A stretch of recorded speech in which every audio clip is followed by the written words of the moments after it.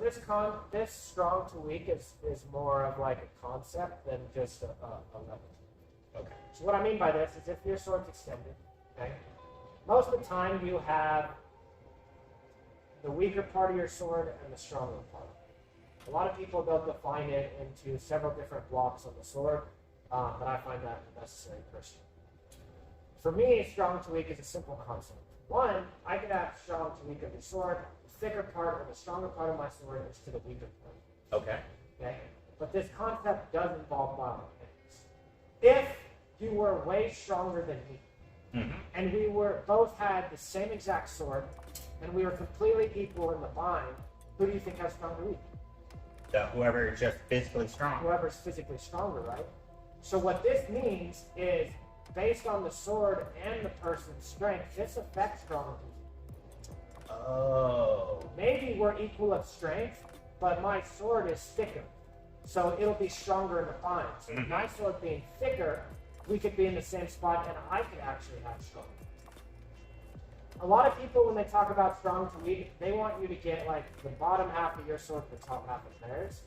A lot of times that could be too close when you're sword fighting. So if you extend, a lot of times when you're parrying or doing strong to weak things, it could even be like right here is like enough. Like, I don't have to be right here. It could be like just like right here is enough to get what I need. Yeah, you're gonna throw my sword offline. So when it comes to strong to weak, this is a mechanical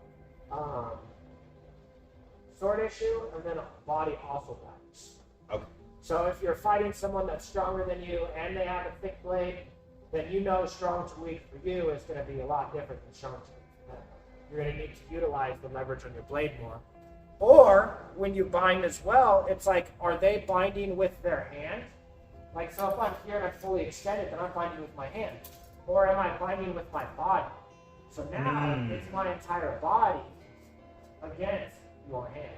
And it also, I would imagine, it matters on your grip, whether you're doing a hammer grip or the one finger or the two fingers. Exactly. Okay.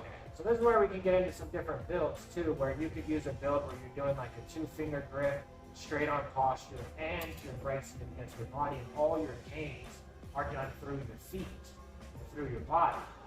Then you just save the tempo of your hand to thrust. Let's say I'm like, okay, I gained this weapon, right? Now I have a good attack and I can extend my arm forward, or if you disengage, then I can disengage your blade. So okay. And all I have to do is extend, because I did save that tempo of the arm. So then how does the tempo of the parry tie into the tempo of attack? Because you said you move your hand and your feet at the same time. Is that using both your tempos for your parry? Correct. That's a wonderful question. So when we talk about why we step before, we parry, I'll show you. So if you attack me, so this is the other thing about parries, is this is why I consider the parry an offensive action done in defensive time. So if you attack me, my feet are what keep me safe. So you've thrusted at me, my feet is what keeps me safe. I'm not parrying to keep myself safe. I'm parrying to gain your weapon.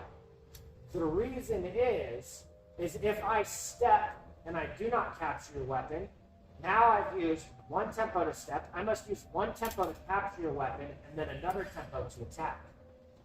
If I gain your weapon or parry, and I view a parry as me gaining the weapon, it's not to keep me safe, it's simply just I'm gaining the weapon in a defensive time to save me a tempo. So if you attack me, if I step and I parry, now that was one tempo, now I have a one tempo repost. Wait, because it just seems like if you did it with the two-step, I have time to come and attack again. Yeah. Whereas if you step back, and now it's my turn. Right. So a good example is you attack, that was your turn, this step is my turn, now it's your turn or my turn, and if I go to gain, then you could have disengaged or done something else because we both have a turn again. Right. Versus if you attack me and I step and I parry, yeah, it's both our turn again, but your blade is now captured and you need to free it.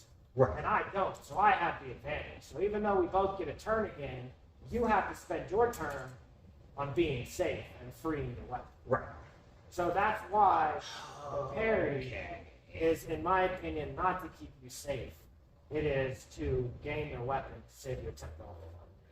That is such a great way to think about it. So, I mean, it just makes so much sense. so now we're going to cover some other things on the parry.